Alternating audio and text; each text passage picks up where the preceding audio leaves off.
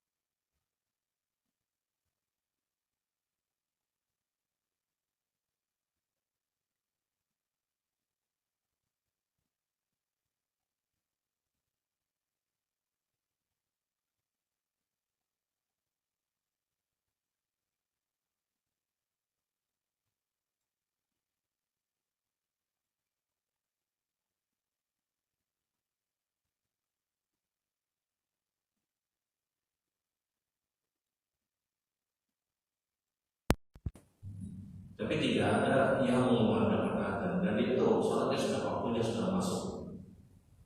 Mayoritas sebagian kaum muslimin ketika mereka sholat berjamaah di rumah karena pakai adzan karena sudah masuk sholat, sudah masuk waktu sholat, dia sudah mendengar adzan di masjid. Mayoritas mereka hanya iqamah, hanya melaksanakan iqamah. Nah, ini yang dijadikan alasan kuat oleh pendapat para ulama. Orang yang meninggalkan adzan saja dengan sengaja, sholatnya tetap dihukum bisa. Terlebih ketika mereka hanya tertinggal iqamah. Dan layaknya seorang muslim adalah ideal seorang muslim ketika mereka sholat berjamaah mereka iqamah. Karena di antara hikmah atau fadilah orang yang mengumandangkan iqamah atau ketika iqamah itu diperdengarkan, itu menjadikan syarat dia mulai lemah untuk menggoda orang-orang yang sholat. Sebagaimana keumuman hadis Nabi Sallallahu Alaihi Wasallam, ketika iqamah dikumandangkan, syaitan itu lari ke sana semua. Ketika iqamah dikumandangkan, syaitan itu akan lari. Selesai iqamah dikumandangkan, akbar syaitan, maka syaitan pun akan memenuhi orang-orang yang akan sholat. Maka masuklah orang-orang sholat tersebut dengan takbir Allah Akbar, kemudian dia sholat. Dan ketika itu syaitan pun sudah mulai menggoda orang-orang yang sholat. Ukur kata hatta la yadrikum sholat, kata Nabi. Maka syaitan kemudian menggoda orang yang sholat, ingatkan ini, ingatkan itu. Makanya lagi sepanjang itu kita dan kali bisa ingat, karena dia diwaswas, digoda oleh syaitan. Nah, di antara keutamaan iqamah adalah ketika orang itu iqamah, syaitan itu lari, dan dia larinya syaitan itu ketakutan dengan suara iqamah, terdengarnya iqamah. Dan ini hikmahnya kata para ulama, syaitan itu akan tersakiti, dia akan lemah menggoda orang yang sholat. Tapi kalau sholat tidak ada iqamah, maka syaitan pun secara umum dia lebih kuat untuk menggoda orang-orang yang sholat. Jadi di antara hikmah kenapa disyariatkannya iqamah. Kemudian yang kedua berkaitan dengan syariat iqamah adalah kalau kita sedang melaksanakan sholat berjamaah, tentunya iqamah dikumandangkan, dan posisi kita sedang melaksanakan sholat sunat tarawih, misalnya tahiyatul masjid atau sholat sunat qabliyah. Ketika iqamah dikumandangkan, ulama berpendapat bahwasanya di antaranya pendapat Imam Ahmad bin Hanbal dan Imam Malik rahimahullah taala, iqamah yang terdengar ketika orang itu sedang melaksanakan sholat sunnah, maka sholat sunnahnya dia batalkan. Sebagaimana hadis Nabi sallallahu alaihi wasallam, "Idza uqimatus shalah fala sholata illa maktuba." Di saat iqamah dikumandangkan, kata Nabi, tidak ada lagi sholat sunnah. Ini dalil kata para ulama bahwasanya ketika iqamah itu dikumandangkan sementara kita sedang melaksanakan sholat sunnah, kita batalkan sholat sunnah kita.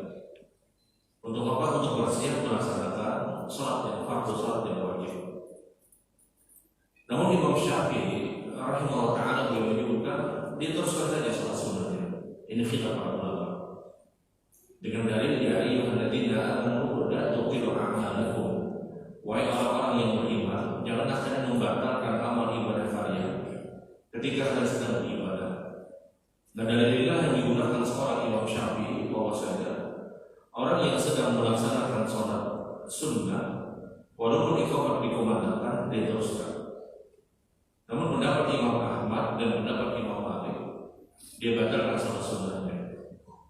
Akan tetapi Imam Malik lebih merinci, kata beliau, kalau seandainya dia baru di rakaat yang pertama, dia batalkan sholat sunnahnya. Tapi kalau dia sudah masuk di rakaat yang kedua, dia teruskan sholat sunnahnya. Nah, ini perlu disampaikan. Kenapa? Karena boleh jadi ada dari sebagian kita ketika iqamah dikumandangkan dan dia sedang sholat sunnah, dia batalkan, ini tidak dipermasalahkan.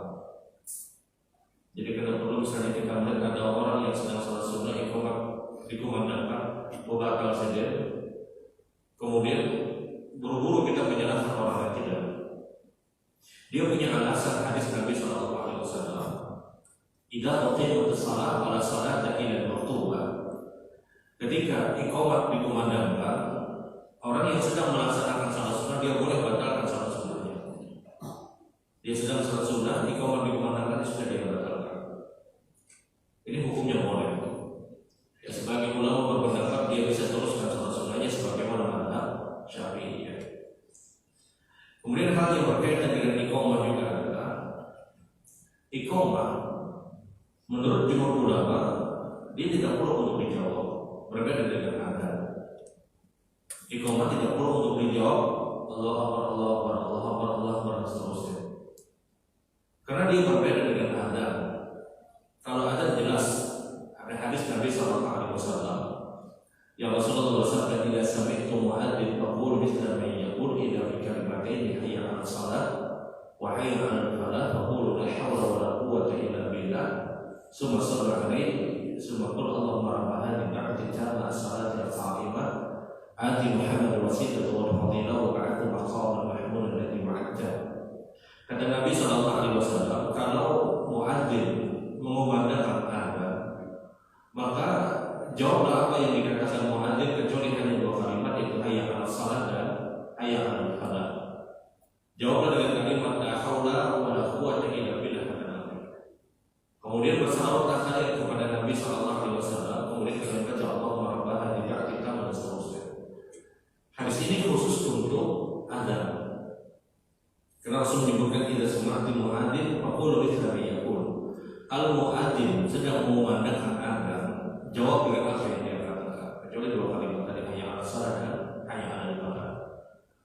Sementara iqamah tidak ada satu dalil pun dari hadis Nabi SAW yang menjelaskan dan menerangkan kepada kita itu dijawab.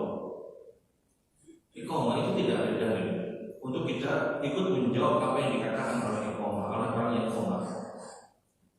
Sebenarnya orang itu iqamah itu dijawab, apalagi kalau sampai kalimat la ilaha illallah. Refleks dia ucapkan la ilaha illallah. Nah, ini jawaban yang seperti ini perlu dalil. Dan mayoritas orang-orang yang menjawab iqamah, mohon maaf, itu umpatan saja. Mayoritas orang-orang yang ikut menjawab iqamah, mereka tidak tahu dalil. Orang pindah la ilaha illallah, maka juga sudah la ilaha illallah. Mayoritas orang-orang yang menjawab iqamah, mereka tidak ada dalil. Mereka tidak tahu apakah ada dalil atau tidak. Beda dengan azan. Azan rata-rata tidak tahu ada dalil bahwa itu memang diperintahkan dan disunahkan oleh Nabi SAW. Orang menjawab iqamah itu mereka tidak tahu ini dijawab atau tidak. Ada orang yang jawab, diikut dijawab. Sementara kalau kita melihat hadis Nabi SAW itu perintahnya kita menjawab azan. Dan dibalik itu harus dengan dalil. Ada dalil yang digunakan sebagian orang yang menyebutkan iqamah itu dijawab karena mereka mengkiaskan dengan azan, menyamakan dengan azan. Namun itu dijawab oleh para ulama bahwasanya azan dan iqamah itu berbeda. Perbedaan fungsinya pun terlihat. Azan itu i'lam lidukhuli waktu shalatil mafruḍah. Yang namanya azan itu hanya untuk memberitahu waktu salat. Sementara iqamah dia memberikan isyarat bahwa ini salat sebentar lagi akan dilaksanakan. Pembeda yang kedua antara azan dan iqamah adalah azan itu berkaitan dengan waktu. Kapanpun waktu sholat sudah tiba, maka azan diperintahkan. Sementara iqamah itu berkaitan dengan perintah imam. Kapanpun imam memerintahkan untuk iqamah, maka terjadi iqamah. Jadi sebenarnya iqamah itu tidak ada kaitannya dengan waktu, tidak ada kaitannya dengan menit dan detik-detik yang biasa kita lihat di masjid sebenarnya. Iqamah itu erat kaitannya dengan perintah imam. Nah, menit yang 5 menit, 4 menit, 3 menit dan seterusnya itu hanya membantu seseorang menyamakan sebagian surat sudah. Tapi kapanpun imam memerintahkan untuk iqamah, walaupun tinggal 2 menit terjadi iqamah, jamaah ada mau protes. Jadi imam komat jamaah 2 menit lagi kenapa? Karena al-muqim musyir kata Nabi. Orang yang iqamah itu adalah orang yang diperintahkan imam. Dia tidak ada kaitannya dengan detik-detik yang biasa kita dapatkan. Misal, mohon maaf, imam sudah siap berdiri di tempat sholat, jamaah sudah tersusun. Ya sudah, kalau diingin iqamah. Ada perlu misalnya semenit lagi ya, tungguin dulu ya. Tidak perlu, karena di zaman Nabi tidak ada istilah sebagaimana yang hari ini kita dapatkan. Ini hanya sekedar membantu orang untuk dia punya waktu atau tidak untuk sholat, sempat atau tidak untuk dia mengerjakan sholat. Karena sekali lagi biar bagaimanapun, kapanpun iqamah itu dikehendaki oleh imam, maka terjadi iqamah. Karena Rasul SAW menyebutkan al-muqimul musyir, yang qamat itulah orang yang diperintahkan imam. Ini pembeda jelas antara azan dan iqamah. Azan itu berkaitan dengan waktu yang sudah ditetapkan. Inna salata kanat 'alal mu'minina kitaban mawquta. Sementara iqamah itu berkaitan dengan perintah imam. Kapan imam perintah untuk iqamah, terjadi iqamah. Muadzin dia punya syarat lebih kuat daripada orang yang iqamah. Muadzin dia punya syarat lebih kuat, di antaranya dia punya suara yang nyaring, suara yang nyaman didengar, napas yang kuat. Sementara iqamah tidak mutlak sebagaimana persyaratan seorang muadzin. Sehingga orang yang iqamah tidak mutlak harus orang yang mengumandangkan azan. Sebagaimana yang terjadi di zaman Nabi SAW. Ketika sahabat Nabi Abdullah, dia awal dari syariat azan itu, Abdullah bin Umar itu pernah bermimpi. Kemudian diberitahu kepada Nabi SAW. Maka Rasulullah perintahkan Bilal untuk mengumandangkan azan. Kata sahabat tadi, ya Rasulullah, bukankah saya yang bermimpi? Kenapa Bilal yang disuruh untuk mengumandangkan azan? Maka keluarlah hadis Nabi, Bilal dia punya suara yang nyaring dan merdu. Setelah Bilal mengumandangkan azan dan salat akan didirikan, baru Rasulullah perintahkan Abdullah untuk iqamah. Ini dalil bahwa seorang yang iqamah tidak mutlak harus dia yang mengumandangkan azan. Kalau sudah tiba waktunya dan imam qomat, ternyata muadzin yang ke toilet misalnya, jangan menghadiri muadzin datang dari toilet. Suruh siapa aja untuk iqamah. Karena orang yang iqamah tidak mutlak harus dia yang mengumandangkan azan, tidak mutlak. Tidak harus yang qomat itu dia yang azan, tidak. Sebagaimana yang pernah terjadi di zaman Nabi SAW. Karena persyaratan orang yang iqamah tidak sekuat sebagaimana persyaratan orang muadzin. Apalagi di zaman kita pakai mikrofon, ya nyaman aja. Suara angkat nyaring bisa nyaring, tinggal tambah volume aja. Ya artinya ini memudahkan. Jadi perlu kita pahami bahwasanya orang yang iqamah itu tidak harus dia mengumandangkan azan, tidak. Orang yang iqamah itu atas perintah imam. Siapapun bisa untuk diperintahkan imam ketika dia dianggap punya kemampuan. Nah, pembeda-pembeda inilah yang dijadikan alasan kuat oleh para ulama bahwasanya iqamah itu beda dengan azan, sehingga tidak bisa dalil itu mengkiaskan untuk menjawab iqamah sebagaimana untuk menjawab azan, tidak. Ada pembeda yang sangat besar, fungsinya beda, kemudian juga caranya berbeda. Kemudian juga kita tahu Nabi ketika ditanya oleh sahabat, ya Rasulullah, bagaimana kami mengumandangkan azan dan mengumandangkan iqamah? Kata Rasulullah, al-adzan bitarassul wal iqamah bil hadar.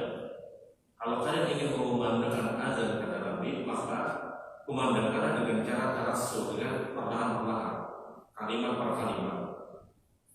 Adapun iqamah, kata Nabi, bil hadar, dengan lebih cepat ritmenya. Jadi kalau kita itu iqamah, siapapun iqamah, napasnya jangan kayak napas orang mengumandangkan azan. Kalau azan begitu habis-habisnya napas kita. Tapi kalau iqamah, kata Nabi, bihadar, dengan lebih cepat.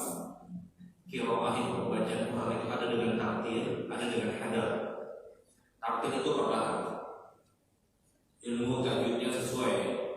6 ketukan, 6 ketukan, 4 ketukan, 4 ketukan. Tapi kalau hadar, dia tidak pakai 6, 4, dia semuanya pakai 2 ketukan. Nah, iqamah, kata Nabi, bihadar, dengan lebih cepat. Sementara azan itu bitarassul, agak pelan, dalam artian per kalimat. Sementara iqamah dia agak cepat. Ini pembeda antara azan dan iqamah. Sehingga sekali lagi tidak bisa kita katakan iqamah itu bisa dijawab dengan dalil, dia bisa dikiaskan dengan azan. Ya beda jauh, dia berbeda jauh dengan azan. Nah, ikhwan beda rahimahullah. Adapun perempuan, apakah ada syariat untuk iqamah? Kita bicara sekelompok perempuan, yang imamnya perempuan, jamaahnya juga perempuan. Tapi kalau imamnya ada laki-laki, jamaahnya perempuan, maka yang iqamah itu yang imam tadi, dan dia juga jadi imam. Bisa ada seorang suami, dia salat berjamaah dengan istrinya dan anak-anak perempuannya. Maka yang iqamah itu yang imam Tidak boleh jamaah perempuan itu imam qomat sementara ada yang laki-laki. Jadi nanti imam itu qomat, kemudian dia juga menjadi imam. Jadi orang tuh kalau dorongan orang inya ada kawaiba, kemudian dia qomat, kemudian dia imam. Dengan catatan makmumnya itu semuanya perempuan. Di poros ini saudara. Nah kalau semuanya perempuan, imamnya perempuan, kemudian juga makmumnya perempuan, apakah ada iqamah atau tidak? Kalau ada jelas tidak ada. Perempuan tidak disyariatkan untuk ada dan ulama sepakat. Apakah ada iqamah atau tidak? Ulama berbeda pendapat. Sebagian ulama berpendapat ada iqamah bagi perempuan. Akan tetapi mayoritas ulama berpendapat tidak ada iqamah bagi perempuan. Dari pendapat yang menyebutkan ada iqamah bagi perempuan adalah ketika Abdullah bin Umar ditanya oleh sahabat, wahai Abdullah bin Umar, apakah perempuan berhak untuk iqamah? Kata beliau, kenapa saya harus melarang orang lain itu berzikir? Iqamah itu bagian dari zikir. Maka Abdullah bin Umar ketika ditanya apakah perempuan itu iqamah, kata Abdullah bin Umar, kenapa saya harus melarang perempuan untuk iqamah? Ini dalil kenapa ada sebagian orang berpendapat iqamah itu terjadi bagi kelompok perempuan. Jumhur ulama menyebutkan tidak ada iqamah bagi perempuan. Mereka berdalil dengan keumuman hadis Nabi Sallallahu Alaihi Wasallam. Laisa ala nisa'i adzan wal iqamah. Perempuan tidak punya hak untuk mengumandangkan adzan dan juga mengumandangkan iqamah. Nah dari inilah yang digunakan pendapat bahwasanya tidak ada iqamah bagi perempuan. Sehingga kalau mereka sholat berjamaah, ya sudah mereka langsung sholat berjamaah. Dan ini tidak cukup kuat. Sebagian ulama sekali lagi ada yang memerintahkan untuk iqamah dengan dalil pernyataan Abdullah bin Umar. Sebagian ulama lain tidak ada iqamah dengan dalil pernyataan hadis Nabi Sallallahu Alaihi Wasallam. Mohon maaf, yang satu dengan hadis Rasulullah, yang satu dengan perkataan sahabat. Ya, tinggal timbang aja gitu. Ya, artinya kenapa banyak orang mengatakan tidak ada iqamah karena mereka berdalil dengan hadis Nabi Sallallahu Alaihi Wasallam. Dan kita tahu kalau iqamah itu disyariatkan bagi seorang perempuan, adzan pun semestinya juga disyariatkan. Ketika sekelompok besar kaum perempuan sama-sama sholat berjamaah, yang tidak ada laki-laki. Karena syariat adzan dan syariat iqamah itu disyariatkan satu paket. Dia datang ke satu hadis Nabi. Dia tidak terpisah. Di sini kalau satu itu disyariatkan, yang lain juga harus disyariatkan. Karena dia satu hadis dari Nabi Sallallahu Alaihi Wasallam. Nah inilah alasan kenapa jumhur ulama menyebutkan perempuan itu tidak ada iqamah. Namun ini khilaf. Ada sebagian orang iqamah kalau tetap mengambil syariat untuk iqamahnya tidak benar. Sebatas hanya sekelompok itu saja yang benar. Ada perlu misalnya pakai mikrofon dan yang ada. Dia iqamah saja. Kalau dia ingin ambil dari